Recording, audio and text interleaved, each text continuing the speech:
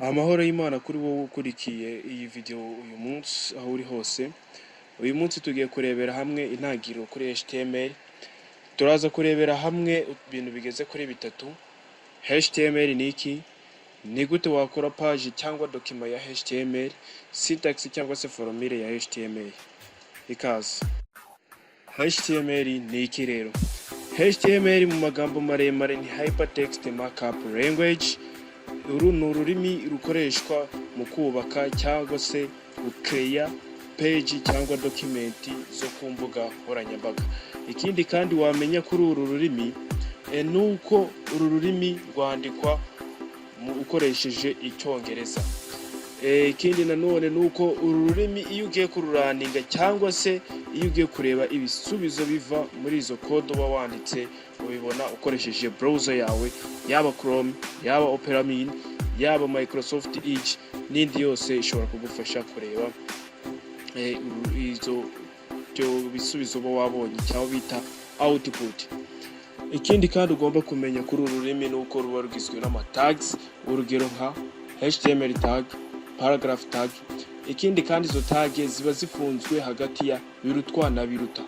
Habanza birutwa, hagakurikira izina rya tag, hagakurikizaho biruta. Ikindi nanone utakwirengagiza nuko buri tag yose yafunguye ibigomba kugira ahantu ifungirwa.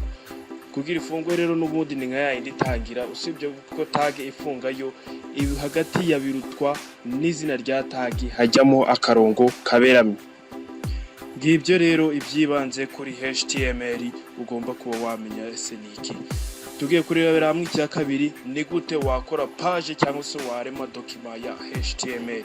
Ese wabigenza gute? Ka turebe intambwe ku gindi. Fungura notepad yawe.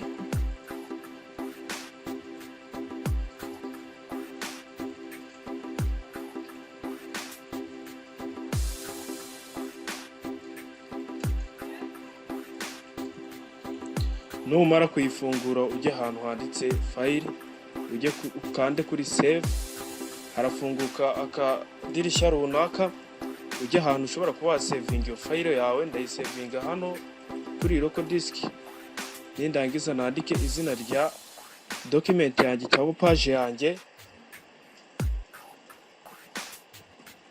ubundi nandike ni saving nashizeho akadomo HTML. Urabibona, ubundi nkande save. Ubu ngubu iyi yamaze kuba page yanjye ya mbere ya HTML. Igisigaye ni ukwandika code zayo. Katurebe syntax ya HTML ngo yo iteye gute.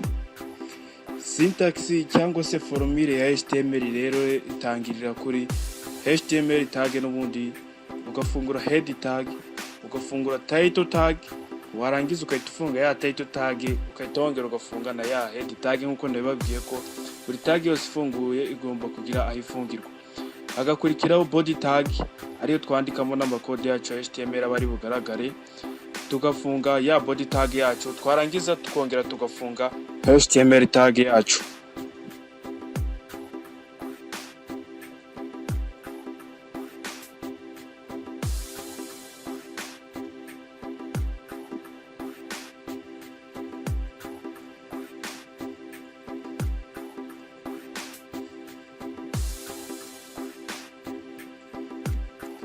Buri mpinduka zose ukoze uba ugomba gusavinga.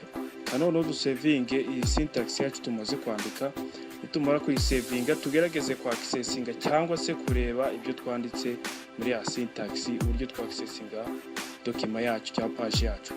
Uza hahandi wayisavinze muri ya cya cyerekezo wabitsemo, warangiza iba yamaze gufata ishusho ya browser yawe iri muri machine, ugakora double click kuri ya page yawe wamaze gukereya, yarangiza ikahita ifungukira muri ya browser yawe yo ukoresherezaho ugiye ku mbuga nkoranyambaga.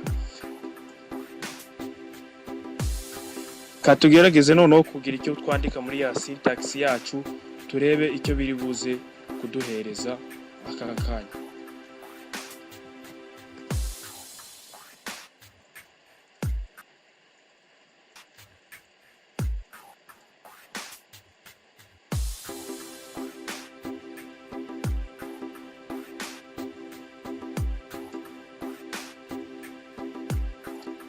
navuze ko buri mpinduka zose ukoze uzi savinga, warangiza ukagaruka kuri ya document yawe ugakanda kuri refresh the page.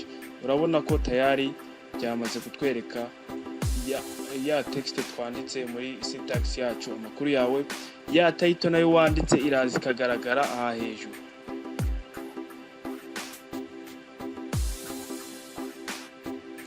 Ngiyo rero intangiriro ya HTML. Twarebeye hamwe HTML niki, ni gute wakora page cyangwa document ya HTML.